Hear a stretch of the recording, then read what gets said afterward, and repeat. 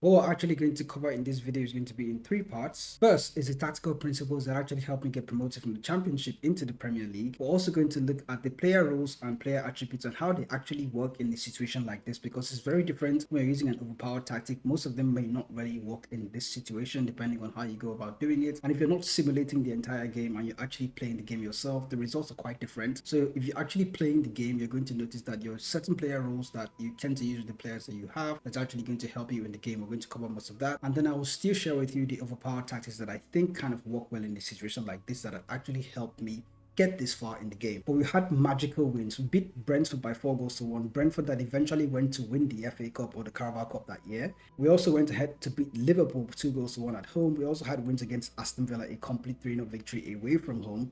That was actually very good for us. And then we went on to beat West Ham as well 4-1. So Portsmouth was actually doing quite well this season. Now, first, the tactical system that you're going to use and actually overpower most teams in the game. Now, if currently with Portsmouth in the Championship, it's very different. The tactics that you're going to use in the Championship and the tactics that you're going to use when you get into the Premier League. So in the Championship, what we did was actually go into the club vision and then look at what the club culture was and what they were actually expecting us to do. So in the Championship, you can actually get away with this. I'll tell you what happens when you get into the Premier League. But in the Championship, the Portsmouth board was expecting us to play possession football, entertaining football, and high tempo pressing football alongside attacking football in the game. Now you notice that I've actually, on the status that we actually achieved most of this even though we're in the Premier League. Now when I go about creating my tactics for this particular scenario, what I did was to do the same thing that the ball was actually asking us to do. If you look at our tactics screen here, what you're seeing is that we have a 4-3 system set up for Portsmouth, and there's some player roles that look very basic, and if you look at the team's mentality, is currently set to attacking. Even though we are not the best team in the Premier League by any means, I noticed that if we're trying to be too cautious in the game, it wasn't really helping us, and it was also going against what we're supposed to do as a club culture, what was going against our vision. So I had to just strip everything down and then figure out how you can go about playing the game the right way, which is setting up an attacking tactic, to be honest. And then we went about using, if you look at our in possession or out of possession stats, high press with just a standard defensive line, because I know I can't press teams very high, so we can try to stop their play in their own defensive there, but we didn't really go very high to play a high defensive line. Much more often trigger press was what I used. I didn't really go overboard with it because I know I didn't have the players and the stamina to actually do that, so I just put on a little bit of pressure for most of the teams, and then hoping that the attacking mentality was actually going to help us. If you look at our in transition phase, there was literally nothing set. No counter press, no counter, no distribution of the goalkeeper, nothing, all that, none of that. If you look at the in possession stats, then all we had was the shorter passing and a high tempo, because this favors a high pressing style of play and a possession based style of play. It sort of works well in Football Manager, but I noticed that for this post mountain, the reason why I selected these two options was because that is what the club vision wanted to see. I also added the walk the ball into the box instruction because it helped us a lot, and based on team instructions, that's all that it was. If you look at our player instructions, I doubt I had anything selected for internal player instructions. All we had here was mark specific position for the wingers. They were marking the both fullbacks for the other players, and then my striker, nothing in there. My central attacking midfielder, nothing. Metala, nothing. Deep line playmaker, nothing. Now, speaking about the roles, if you look at each of my players, all of them were designated to play the particular role they were selected to do. If you look at Lashley now, he's a player that has very good crossing and very good dribbling, but he's a central midfielder for some reason. So I don't know why he's a central midfielder, even though he has the attributes of a winger. So all I had to do was just set him to play as a central midfielder, but then change the role to Metala on support DT. He's designated to play better as a Metala on attack, but I know that the Metala on attack is not very good defensively. So I just opted for the Metala on support to ask him to be a bit more defensive or contribute more to the defensive style of play. If you look at our defensive midfielder in Bergvall, a lot of people say that the deep line playmaker is probably one of the best roles in the game, and for me, I didn't really have much joy using the deep line playmaker. But the reason why I chose Bergvall to play this role is because he is designated to be a player that can play as a deep line playmaker. His marking is not so great, but he's a defensive midfielder, so that's confusing, right? If you have a defensive midfielder that cannot mark, what exactly or what particular role do you give to him to play? Deep line playmaker on support DT. He can't defend, so there's no point asking him to play as a deep line playmaker on defense. But he had every other attribute I needed, like decision making, determination, technique, passing agility. Most of these attributes that were very good for the quarterback in your team. So that's why I just selected him to play as a deep line playmaker. And for a counter-attacking system, it worked really well for us. Even though we had a high press and an attacking mentality, I noticed that the mentality for this team was more about how much risk the team was willing to take. So I ended up putting Bergvall as a deep line playmaker on support DT. When the ball gets to him, he is the one that starts the counter attack. In case the ball playing defenders that we had in here were not able to start the attack, if we look at their instructions, no instructions for them. I had Nalo and Sweet. Sweet is because if you look at his attributes, his passing is 12 and his vision is 13.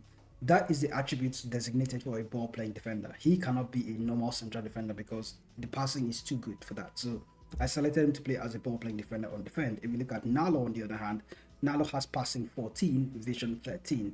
Very good for a center back. So ball playing defender it is. For my fullbacks, they weren't the very best at coming back or tracking back. So you get that they had good crossing, marking not so great. So I had to ask them to play as fullbacks because I know that if they get forward, they are not coming back. So asking them to play as fullbacks actually helped us. Moth, on the other hand, is one player that I noticed. He had good marking, good crossing, very good acceleration to one. Let me say okay acceleration, but he's a 21-year-old player that could develop a lot more in the future. Not the very best in the Premier League, to be honest. If you look at these attributes, he has a lot of development to do. But he's the one player that I give the ability to actually go forward and also come back. So fullback on attack was the role that I give to him. All these roles sort of matter in the sense that you have to look at your players' makeup and what they can do and go ahead and select those roles and give it to them accordingly. If you go ahead and put something that is off the books for the player, hoping that it is the best overpowered thing there to do, it may not always work out like that. I've used some of the best overpowered tactics with this Portsmouth thing when we were in the championship and we struggled. I made a video about the whole Portsmouth save. I'm going to put a link in the description so you can actually watch the entire video and see what happened in that situation. But this is how I went about fixing it, and this is how we're able to get promoted from the championship and then get into the Premier League and also stay there. If you look at most of our scheduled results that we had in the championship, we didn't win every game. We're not the very best team, but we had magical wins. We beat Brentford by 4-1. Brentford that eventually went to win the FA Cup or the Carabao Cup that year. We also went ahead to beat Liverpool 2-1 at home. We also had wins against Aston Villa, a complete 3-0 victory away from home. That was actually very good for us. And then we went on to beat West Ham as well 4-1. So Portsmouth was actually doing quite well this season. If you look at Luton Town, we went on to beat Luton as well. They had some, very good victories in there that I think and I'm proud of. So next, I'm going to share with you the overpowered tactic that I went on to use that actually gave us good results. Now, I promise you, it's not the EF424IF HP, whatever this tactic is. This is one of the best tactics of Football Manager, but I guarantee you, for this Portsmouth team, it did not work. I had to just clear it out from the screen. And that is, well, I'll explain it much later. So if you go ahead to the load screen now, I'm just going to.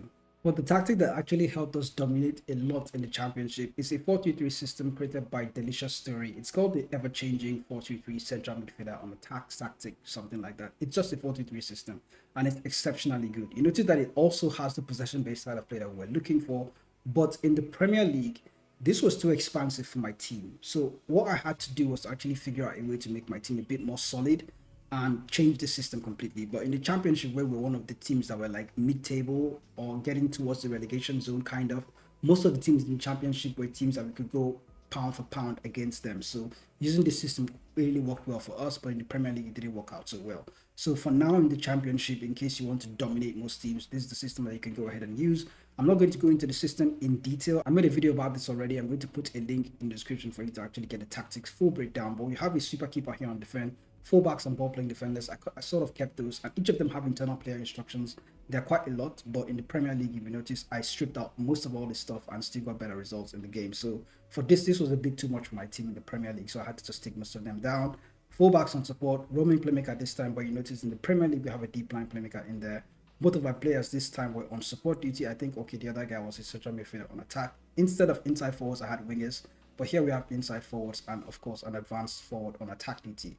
Most of the team instructions are quite heavy, so it's good if you're trying to dominate teams.